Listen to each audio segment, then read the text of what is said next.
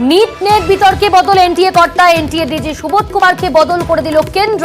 নয়া NTA DG হলেন প্রদীপ খাড়োলা। বিস্তারিত জানাবে আমাদের সঙ্গে টেলিফোন লাইনে রয়েছে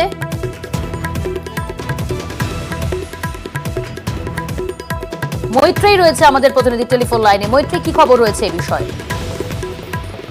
একাধিক পদক্ষেপ কিন্তু করতে দেখা যাচ্ছে কেন্দ্র সরকারকে। আজকেই দেখা গিয়েছে যে একটি উচ্চ পর্যায়ের কমিটি গঠন হয়েছে এবং এবার ডিরেক্টর জেনারেল অফ এনটিএ অর্থাৎ এনটিএ ডিজি যিনি সুবোধ কুমার সিং ছিলেন তাকে কম্পালসারি ওয়েটিং এ পাঠানো হলো।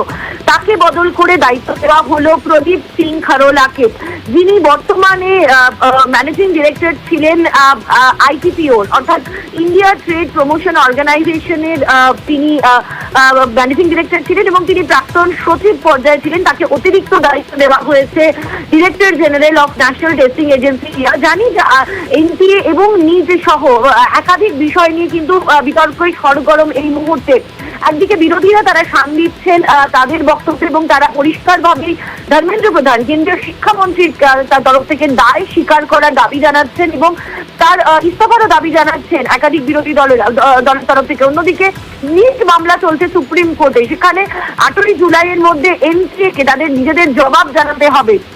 এই পরিস্থিতিতে দাঁড়িয়ে এই জোড়া পড়ার মুখে দাঁড়িয়ে ধর্মেন্দ্র প্রধান তিনি সাংবাদিক সম্মেলন করে তিনি জানিয়েছিলেন যে একটি উচ্চ পর্যায়ের কমিটি গঠন করা হবে এবং সেই কমিটি গঠন করা হয়েছে। এবং এবার যেটা দেখা গেল যে একেবারে ডিরেক্টর জেনারেল অর্থাৎ NTA director general Subodh Kumar Singh তাকেই বদল দেওয়া হলো এবং তাকে সরাসরি পাঠানো হলো অন্য কোনো পদে নয়, তাকে কম্পালসারি ওয়েটিং এ পাঠিয়ে দেওয়া হলো এবং ক্যাবিনেটের তরফ থেকে ক্যাবিনেট কমিটির তরফ থেকে এই সিদ্ধান্ত নেওয়া হয় এবং সেই সিদ্ধান্তের পরিপ্রেক্ষিতে প্রদীপ সিং খাড়োলা তাকে এই দায়িত্ব দেওয়া হয়েছে অর্থাৎ তাকে ডিরেক্টর জেনারেলের অতিরিক্ত দায়িত্ব বর্তানো হলো। ন্যাশনাল টেস্টিং এজেন্সির অতিরিক্ত ডিরেক্টর জেনারেল হিসেবে দায়িত্ব পালন করবেন প্রদীপ সিং খাড়োলা।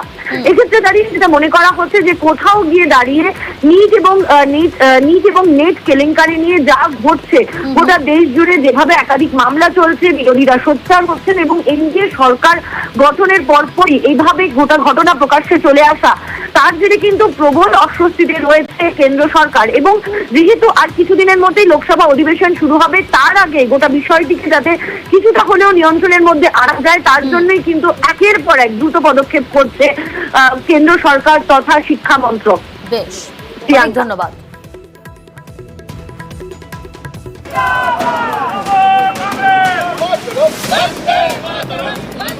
প্রশ্নপত্র ফাঁস সহ একাধিক অভিযোগ, একের পর এক সর্বভারতীয় স্তরের পরীক্ষা আতশ কাঁচের তলায়, জানিয়ে বিরোধীরা বারবার নিশানা করছে মোদী সরকারকে। সোমবার সংসদেও তারা এ নিয়ে ঝড় তুলবে। তার আগে শনিবার কমিটি তৈরি করল শিক্ষা মন্ত্রক। তাদের দাবি পরীক্ষা পদ্ধতির সংস্কারের লক্ষ্যে এই বিশেষজ্ঞ কমিটি। এতে অবশ্য বিরোধীদের থামানো যাচ্ছে না। দেশের মধ্যে বৃহত্তম পরীক্ষা কেলেঙ্কারি এটা বিজেপি জমানায়। বিচার বিভাগীয় তদন্ত দরকার। নিজেদের ডিপার্টমেন্টের কেলেঙ্কারি নিজেদের সিবিআই কে দিয়ে এরা ধামাচাপা দেওয়ার চেষ্টা করছে। এই কমিটি চোখে ধুলো দেওয়ার জন্য, ভাঁওতা দেওয়ার জন্য, এটা হচ্ছে ধামাচাপা কমিটি। চারিদিকে প্রশ্নপত্র ফাঁসের ঘটনা ঘটছে, এটা অত্যন্ত বিপজ্জনক। সেই জন্য কেন্দ্র সরকার একটি কঠোর আইন এনেছে। এই আইন এ ধরনের চক্রকে ভীত সন্ত্রস্ত করবে। সরকার এ ধরনের ঘটনা রুখতে বদ্ধপরিকর। এই ধরনের দুর্নীতির বিরুদ্ধে লড়াই সরকারের জিরো টলারেন্স। কেন্দ্রের তৈরি কমিটিতে রাখা হয়েছে 7 বিশেষজ্ঞকে। কমিটির মাথায় ইসরোর প্রাক্তন চেয়ারম্যান কে রাধাকৃষ্ণন। এই কমিটি 2 মাসের মধ্যে রিপোর্ট জমা দেবে।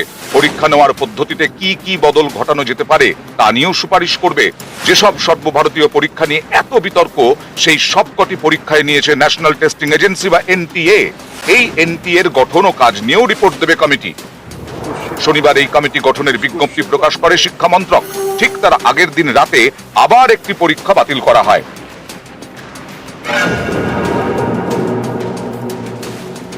সর্বভারতীয় স্তরে ডাক্তারি প্রবেশিকা পরীক্ষা নিট এর প্রশ্নপত্র ফাঁস নিয়ে তোলপাড়। এরপর গত মঙ্গলবার অর্থাৎ 18ই জুন দেশ জুড়ে ইউজিসি নেট হয়। পরীক্ষার্থী ছিলেন প্রায় 9 লক্ষ।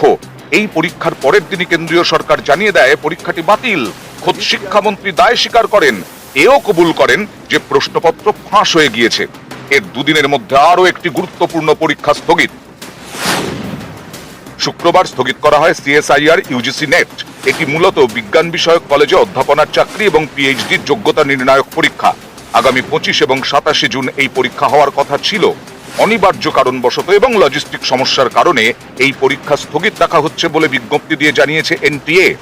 পরীক্ষাটি আবার কবে হবে জানতে পরীক্ষার্থীদের ওয়েবসাইটে নজর রাখতে বলা হয়েছে। নিউজ 18 বাংলা। কেন্দ্রের বঞ্চনা নিয়ে সরব চন্দ্রিমা। জিএসটি বৈঠকে বঞ্চনা নিয়ে চড়া সুর চন্দ্রিমার। আবার সহ একাধিক ইস্যুতে বকেয়া নিয়ে চড়া সুর চন্দ্রিমা ভট্টাচার্যের। দিল্লিতে প্রি বাজেট অধিবেশনে যোগ দেন চন্দ্রিমা। কেন্দ্রের বিরুদ্ধে টাকা আটকে রাখার অভিযোগ তার। বারে বারে যে বলতো আমাদের অডিট সার্টিফিকেট দেয়া হয়নি, তার জন্য আমাদের কম্পেনসেশন যেটা প্রাপ্য অর্থাৎ জিএসটি কম্পেনসেশন সেই প্রাপ্য টাকাটা দেয়া হচ্ছে না, সেটা কিন্তু এখন মেনে নিয়েছে যে এখন আমাদের সমস্ত সার্টিফিকেট দেওয়া হয়ে গেছে। লাস্ট কোয়ার্টারটা আমরা সমস্ত আমাদের কোনো ডেরিলিকশন নেই, আমরা সব দিয়ে দিয়েছি, সোমবারে সার্টিফিকেট ইস্যু করব। সুতরাং সেইটা মেনে নিয়েছি যে গোটা জিনিসটাই যে আমরা করেছি, এটা একটা ইম্পর্টেন্ট ফ্যাক্টর। চা বাগানে ঘুরে দাঁড়াচ্ছে তৃণমূল কংগ্রেস। 24-এর ভোটে চা বাগান এলাকার অনেক বুথেই বিজেপিকে পিছনে ফেলে দিয়েছে। বিজেপির থেকে ছিনিয়েও নিয়েছে নাগরাকাটা বিধানসভা, যেখানে ঘরে ঘরে চা শ্রমিক। এই ফলকে সামনে রেখেই এবার টিএমসির পাখির চোখ 26-এর বিধানসভা ভোট।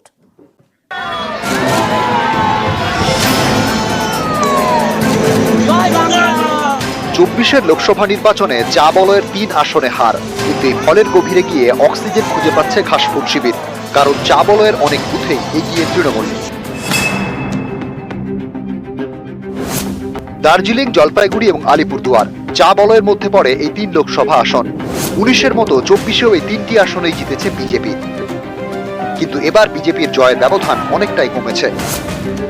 19-এ দার্জিলিং আসনে জয়ের ব্যবধান ছিল 4,13,443, এবার সেটাই কমে 1,78,525। আলিপুরদুয়ারে 19-এ বিজেপির জয়ের ব্যবধান ছিল 2,43,989, এবার কমে 75,447। 19-এ জলপাইগুড়িতে বিজেপির জয়ের ব্যবধান ছিল 1,84,004, এবার কমে 86,693। এখানেই শেষ নয়, বেশ কয়েকটি বিধানসভা আসনে 19-এর তুলনায় এবারের ভোটে ঘাসফুল বেশি ফুটেছে। যেমন নাগরাকাটা বিধানসভা। নাগরাকাটা বিধানসভা এলাকায় 17টি চা বাগান রয়েছে। 21-এর বিধানসভা ভোটেই নাগরাকাটায় জয়ী হয় বিজেপি। এবার খেলা ঘুরিয়ে নাগরাকাটায় লিড পেয়েছে তৃণমূল। এখানে তৃণমূল এগিয়ে 28টি বুথে, বিজেপি এগিয়ে 25টি বুথে। একইভাবে লিড পেয়েছে মাল বিধানসভা এলাকায়। আলিপুরদুয়ার ও জলপাইগুড়ি লোকসভা আসনের মধ্যে চা বাগান এলাকায় বুথ রয়েছে 483টি। এর মধ্যে তৃণমূল এগিয়ে রয়েছে 244টি বুথে। এছাড়া দার্জিলিং জেলার সমতলে চা বলয়ের বুথ রয়েছে 71টি। এর মধ্যে 38টি বুথে বিজেপিকে টেক্কা দিয়েছে তৃণমূল। এই যে চা বাগানের বুথের রেজাল্ট, আমরা একদম বুথের রেজাল্টটাকে অ্যানালাইজ করেছি, যে শুধু 483-র মধ্যে 244টা এগিয়ে থাকা নয় বা 71টার মধ্যে 38টা এগিয়ে থাকা নয়, বহু বুথ খুব সামান্য ব্যবধানে আমরা হেরেছি। অনেকেই মনে করছেন চা বলয়ে তৃণমূলের এই ফলের পিছনে কাজ করছে একাধিক ফ্যাক্টর। প্রথমত লক্ষ্মীর ভান্ডার, এছাড়া চা বাগানের বাসিন্দাদের পাট্টা দেওয়া, চা সুন্দরী প্রকল্পে বাড়ি, চা বাগানে লাগাতার সভা বৈঠক, শ্রমিক সংগঠনের নেতাদের চা বাগানে রাত্রিবাস এবং চা বাগান অধিগ্রহণ না করায় কেন্দ্রকে আক্রমণ। আমরা এটা আশাবাদী যে এই সাংগঠনিক প্রক্রিয়া, মমতা বন্দ্যোপাধ্যায়ের যে কাজ নিশ্চিত হয়েছে, চা শ্রমিক বুঝেছেন মোদির কথা আর মমতা বন্দ্যোপাধ্যায়ের কাজে কি ফারাক। চা বলয়ের মধ্যে থাকা বিধানসভাগুলিতে তৃণমূল কংগ্রেসের ফল 2019 এবং 2021 সালে তুলনামূলকভাবে যে খারাপ হয়েছিল, 2024-এর লোকসভা নির্বাচনের একেবারে বিধানসভা ভিত্তিক বিশ্লেষণ করতে গিয়ে দেখতে পাওয়া যাচ্ছে যে ব্যবধান বিজেপির সঙ্গে অনেকটা কমিয়ে তুলনামূলকভাবে ভালো ফল করে ফেলতে পেরেছে তৃণমূল কংগ্রেস। আর সেটিকেই সাংগঠনিকভাবে ধরে রাখার সমস্ত প্রচেষ্টা আবারও শুরু করছে রাজ্যের শাসক দল। ক্যামেরায় সুব্রত জানার সাথে আবির ঘোষাল, নিউজ 18 বাংলা, কলকাতা। নবান্নের বৈঠকে নেই ঝালদা তাহেরপুর। সোমবার নবান্নের সব পুরসভাকে নিয়ে বৈঠকে ডাকা হয়নি ঝালদা তাহেরপুর পুরসভাকে। ডাক না পাওয়ায় শুরু হয়েছে রাজনৈতিক চর্চা।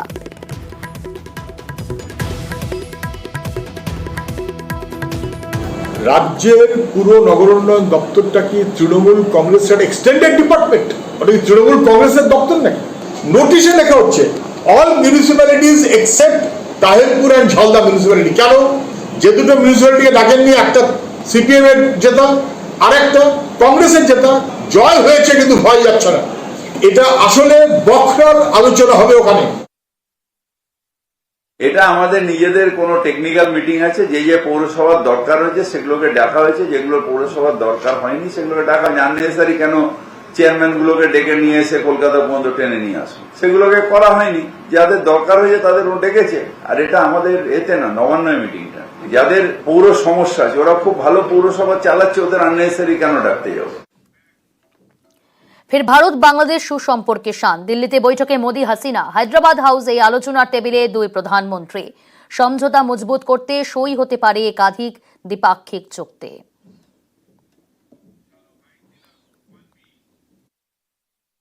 बांग्लादेश हमारी neighbourhood first policy, act east policy, vision Sagar और इंडो पैसिफिक विजन के संगम पर स्थित है। पिछले एक ही वर्ष में हमने साथ मिलकर लोक कल्याण के अनेक महत्वपूर्ण प्रोजेक्ट्स को पूरा किया है। अखौड़ा अगरतला के बीच भारत बांग्लादेश का 6ठा क्रॉस बॉर्डर रेल लिंक शुरू हो गया है। हमने अपने फोकस में रखा है कनेक्टिविटी, कॉमर्स और कोलैबोरेशन। पिछले 10 वर्षों में हमने 1965 से पहले की कनेक्टिविटी को रिस्टोर कर दिया है। अब हम और अधिक डिजिटल और एनर्जी कनेक्टिविटी पर बल देंगे। इससे दोनों देशों की अर्थव्यवस्थाओं को गति मिलेगी।